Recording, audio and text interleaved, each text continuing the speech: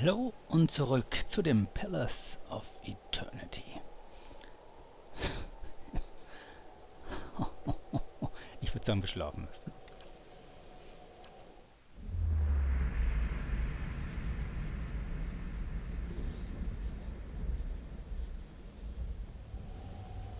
Was war das? Was war... Nun gut, also, was sagt Alot zu dem ganzen Vorfall? Astounding. I always knew the Leaden Key stood for something big, but I didn't quite realize what I'd gotten myself into. And now, you're in the middle of something even bigger. With a decision that will affect millions. This is beyond either of us.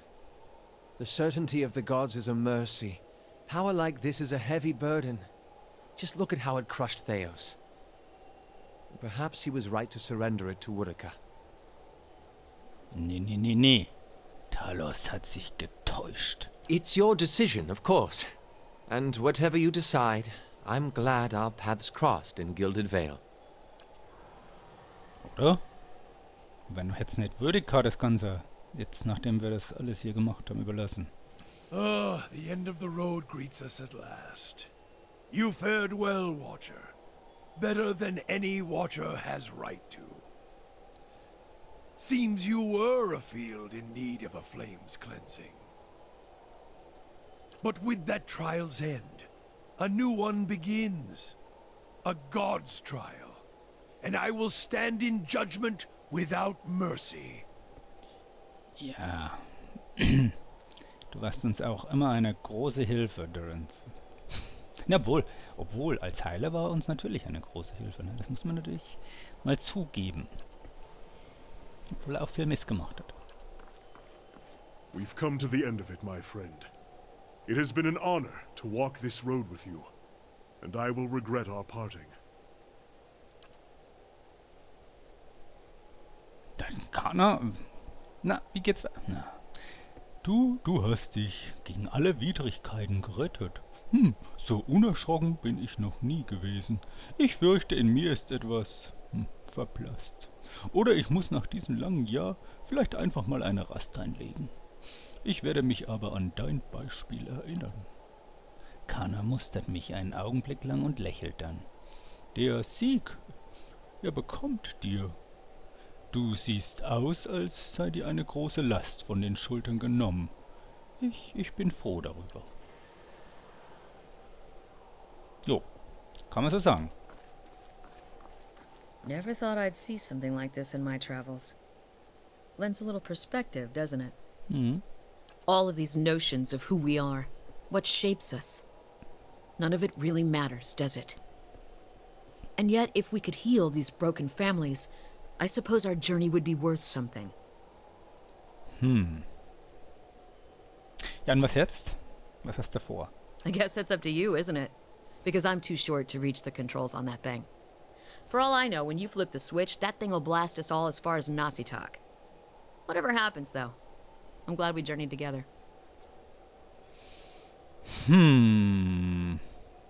Ich würde sagen, es ist an der Zeit, jetzt die Sache zu beenden, oder? Good hunting. Ich würde mal... Aber schade, ne, dass unsere Gwendolin hier... Der uns echt... Oder? Ist mir schon... Oder, tut ihr euch nicht ein bisschen leid, jetzt, dass die nicht mehr... Die war die ganze Zeit mit hier. Wo müssen wir überhaupt hin? Wo müssen wir... Ach, das Ding hier, ne? Das müssen wir jetzt irgendwie... Schätzungsweise... Ist doch das die Maschine hier, ne? Als ich mich der Maschine nähere, wird der Weg unter mir plötzlich von einer Pflastersteinstraße... Ja, was? Ja, und? Gesäumt. Wenn ich solche Visionen nicht schon in Terebron erlebt hätte, würde ich fast glauben, dass die Maschine mich jetzt eingesaugt habe und irgendwo mitten im Nirgendwo ausspuckt. Die Sonne steht gleißend am Himmel und die weitläufigen Wiesen und dichten Wälder beiderseits der Straße könnten überall im Dürrwald liegen. Ein schrilles Gackern erdöhnt. Ich blicke mich um. Neben mir steht ein unterernährter Mann, der einen abgewetzten Lendenschurz trägt und Fesseln. Sein gesamter Körper ist überzogen von Striemen. Narbengewebe überzieht sein Gesicht, wo seine Nase und seine Ohren hätten sein sollen. Er stinkt nach altem Schweiß und ungewaschenem Schmutz. Ich sehe jemanden die Straße entlang wandern, doch die Gestalt hat mir den Rücken zugekehrt. Meine Aufmerksamkeit gilt vorerst dem bemitleidenswerten Sklaven. You know the bitterness of servitude, Watcher. The sting of the lash on your back, and scalding rage in your chest as you watch your masters grow fat on your toils. Oil and wine dribbling down their chins while blood runs from yours. You have labored at the pleasure of others. That shriveled hag in Hardred House, that grizzled duke in Defiance Bay, those wretched tribesmen playing out their fantasies of grandeur. And then you cowered and knelt before the gods themselves, begging one paltry favor and receiving riddles and visions in... And now the gods give you orders and commands, even while you set out to fix what they cannot. Yet what have they offered you? Angesichts der Breite der eisernen Fesseln ist es erstaunlich, dass er seinen spindeldürren Arm überhaupt heben kann. Aber er tut es und deutet auf die Person, die auf der Straße in die andere Richtung geht. The exiled queen is not an ungrateful patron. Ich blicke die einsame Gestalt genauer an und erkenne, dass sie Roben trägt, zerschlissen, versengt, aber dennoch edel. Auf ihrem Kopf ist die Silhouette einer zerbrochenen Krone zu erkennen. Sie geht weiter, mit langsamem, aber entschlossenem Schritt. Finish the work Theos began. Strengthen Woodica with these souls and allow her to become the most powerful of all the gods, with you as her favored. Quatsch! Niemals! Ich habe die Zeit gegen Woodica gearbeitet. Warum sollte ich nun? Bitteschön? Warum sollte es... Hä? Nee, Woodica zu helfen bedeutet, dass die Geheimnisse der Götter verborgen bleiben. Jo. Ja. Oder? Was mit dir als ihrem Günstling? Das ist... Was meinst du mit ihrem Günstling? Was? Zum mächtigsten? Oder erlaube ihr zum mächtigsten mit dir als ihrem Günstling? Nee, ich will nicht ihr Günstling sein. Ich will die endlich... Ich möchte, die soll hinüber sein. Ich will nicht mit der zusammenarbeiten. Was muss ich da jetzt machen? Woodica zu helfen bedeutet, dass die Geheimnisse der... Ja, mache ich jetzt mal. Dass die Geheimnisse der Götter verborgen bleiben. Aber ist richtig? Er reibt sich die Hände zusammen. Seinen schwarzen Augen funkeln. Sicher versteckt, ja, vor den gewalttätigen Oberherren, die sich nicht länger vor einer Bestrafung im nächsten Leben fürchten müssten, vor den plumpen Meistern, die niemanden Rechenschaft schuldig wären. Die Welt braucht einige Pläne.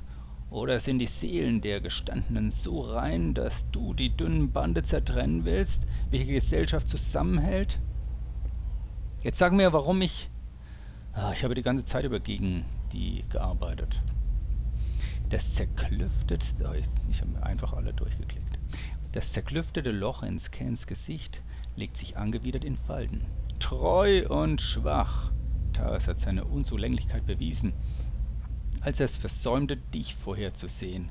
Ein aufgedeckter Plan ist schlimmer als gar keiner. Du aber hast dich als findig erwiesen, den Plänen der Götter ebenbürtig. Woodica hat ein langes Gedächtnis, Wächter, für Freund wie für Feind, und sie hält sich an ihre Schwüre. Ja, was soll ich denn als Günstling hier?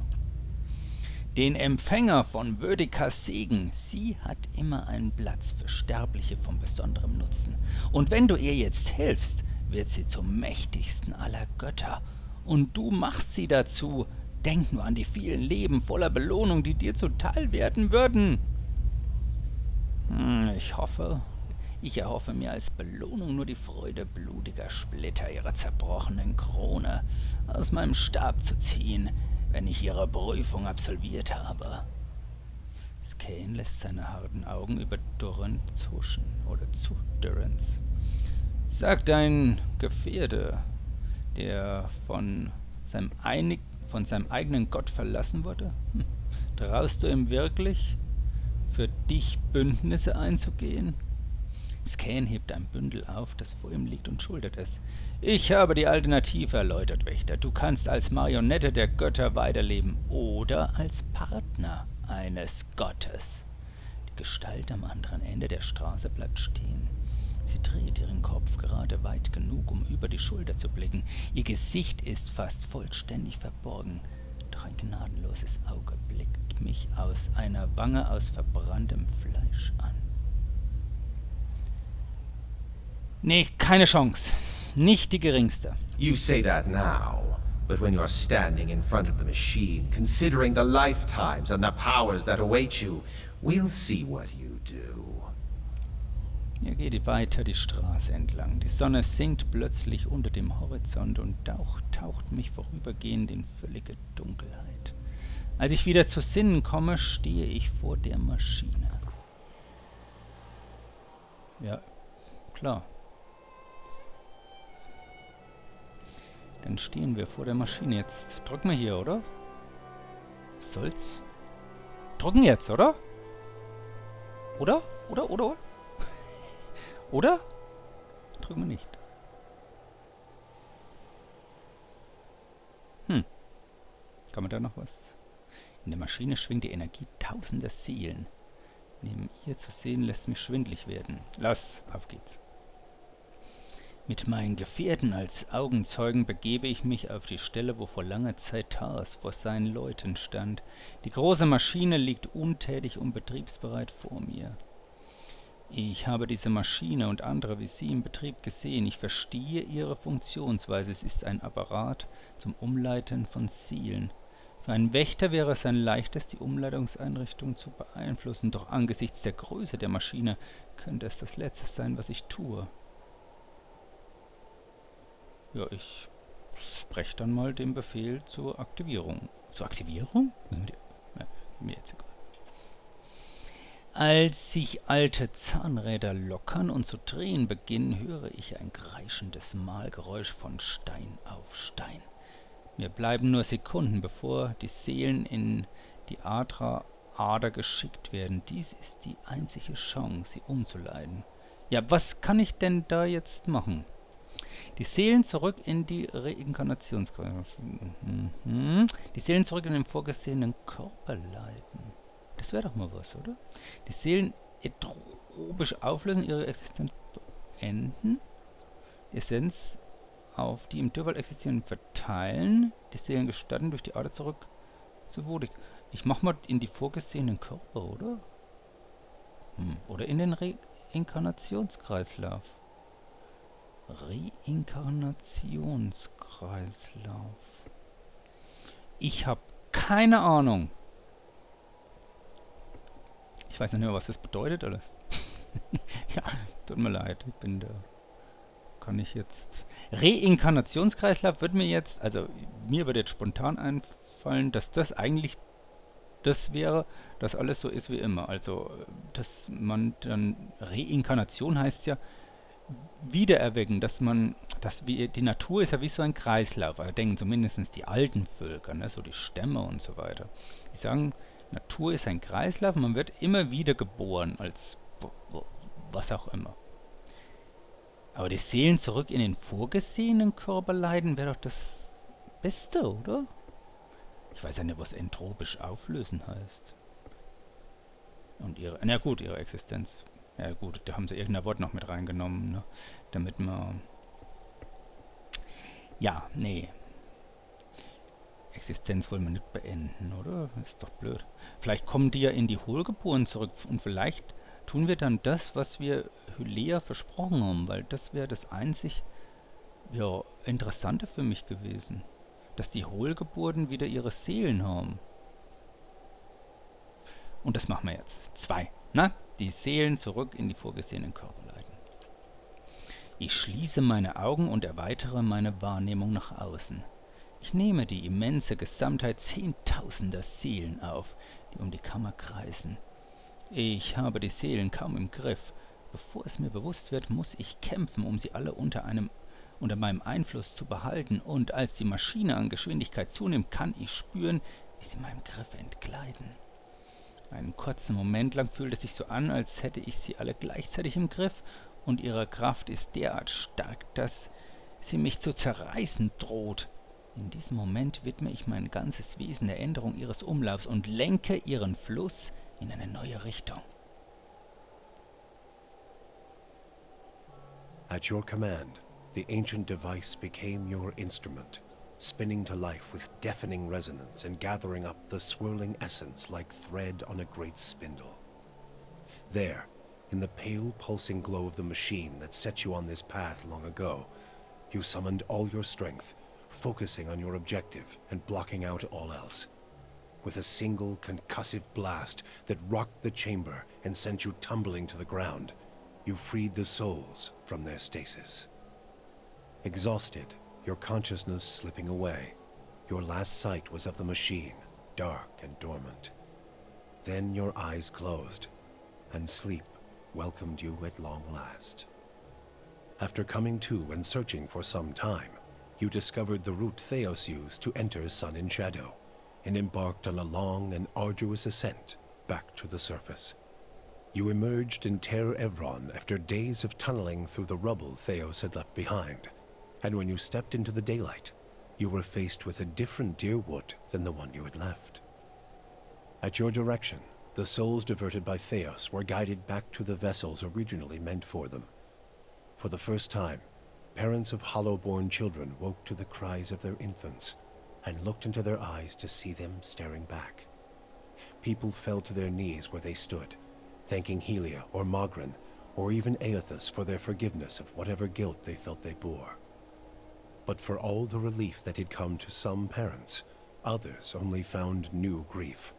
For many thousands of Hollowborn had died during Wideone's legacy, many by their parents' own hands.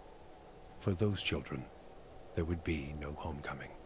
Yet the last Hollow birth was in the past now, and those parents willing to risk trying for a new child were frequently rewarded, often with twins. Many felt they saw Helia's hand in it, and the year would be remembered as the year of Helia's splendor. Followers of Bereth have a saying that life is a debt all must pay in death, and their god is known to always collect what is owed. In breaking your word to Bereth, a debt was created. Souls were owed to the cycle, and the agents of the god of inevitability would not be refused.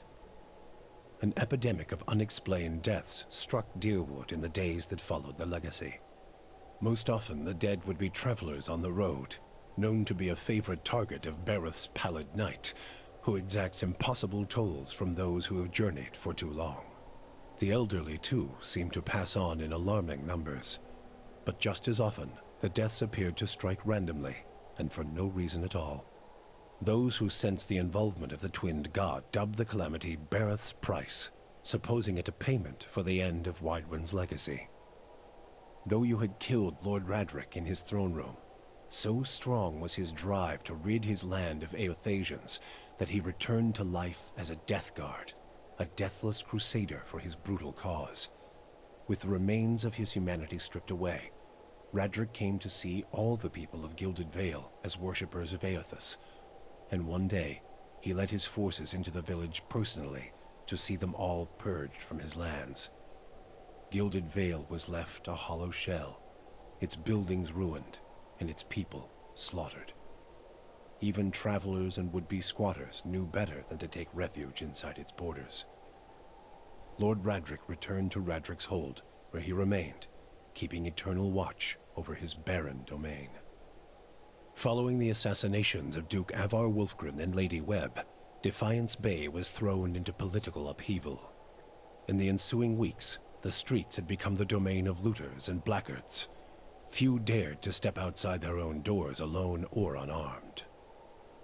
But order was soon re-established by the Knights of the Crucible, who, despite their depleted numbers, had gained favor in the public eye for their role in the unraveling of the conspiracy surrounding Wideone's legacy, and were quickly reinforced by returning forces from Fleetbreaker Castle. For the Knights, their resurgence marked a return to the tradition as well.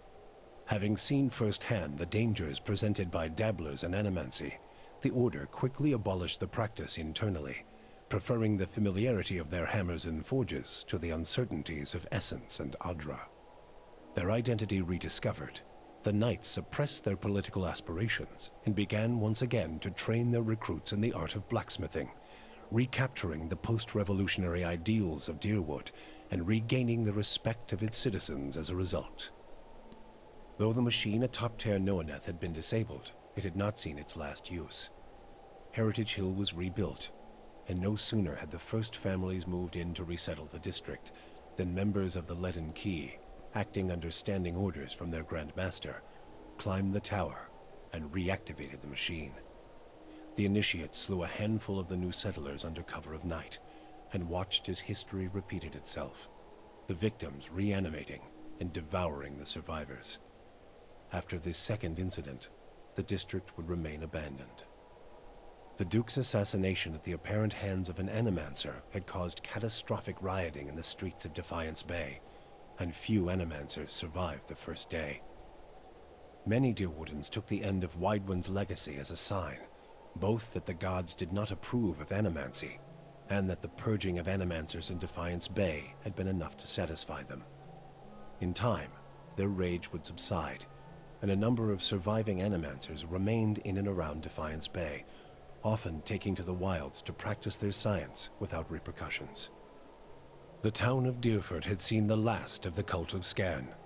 Dark rumors about the town's many curses quickly faded, and travelers soon returned. The fortress of Cad Nua emerged as a bastion of security in the midst of an untamed land, becoming the envy of every Thane and Earl in Deerwood. Legend grew over time of its impregnability, and stories of formidable invaders easily scattered by the keep's defenses became popular around the hearths of Deerwoodanians. When the dust settled in Sun and Shadow, Aloth looked upon the remains of Theos Ix Arcanon, his former master. He saw where the Grandmaster had gone wrong, and he knew what he would do better. The secret of the gods would be preserved, and with it, the sanity and well-being of all Kith. He donned the remains of Theos's ceremonial garb and prepared himself for the long and lonely task ahead. With the Watcher's goals accomplished and his own vows fulfilled, Kanarua sailed back to Dakoa. His friends and family found him much changed, for a pall had fallen upon the man, smothering his former enthusiasm. Called before the Lore College, Kana told them of the pain the Engwithan legacy brought to the lands abroad. He insisted that a search for answers abroad could only fragment the Rawatai people, as it had done to the Deerwood. His findings were met with much respect, and Kanarua's voice came to be considered an influential one in the growing move towards Rawatai's isolation. With Theos defeated and the souls released from Sun and Shadow, healthy children were born once again in the Deerwood. The grieving mother sought a place where she might do penance for the birthing bell. She returned to Deerford, where, to the astonishment of the villagers, she delivered the first healthy child in over a decade. She remained there, and with each new birth, she saw a measure of hope restored to the Deerwood, and a measure of grace for her own troubled past. Durrance continued to blame Woodica for the atrocities of the Saints' War. Believing Magrin to have been a pawn in the machinations of the Queen that was, and feeling that Theos's expulsion had been a step towards reconciliation with his goddess, Durrance tried for a time to reopen communication with her. When only silence came, he took it as a condemnation of his continued existence. Ultimately, he built a pyre and threw himself upon it, using his own shattered staff as kindling. After 5 years of searching for Persoc, Sagani's 4-month journey home felt longer still. The Deerwood, Air Glonfoth, the Valian Republics became places on a map, endless expanses of green between her and Nasitok. Her homecoming was celebrated by all of Masuk, yet it was the reunion with Kalu and their children that truly brought her joy. She relinquished her role in the long hunts, and ever after, she and Itumak spent their days working in the village and their nights at her hearth. she watched her own children and their children grow and thrive. When she finally passed, she lay surrounded by the affection and tears of 5 generations. For you, the death of Theos brought an end to your waking visions and a silence to the whispers of the past. In their absence, you were able to sleep. The questions of a distant lifetime ceased to trouble your soul. All that remained was what to make of the answer. But at the moment, there was little to be done, and the matter would have to wait. A long journey loomed ahead.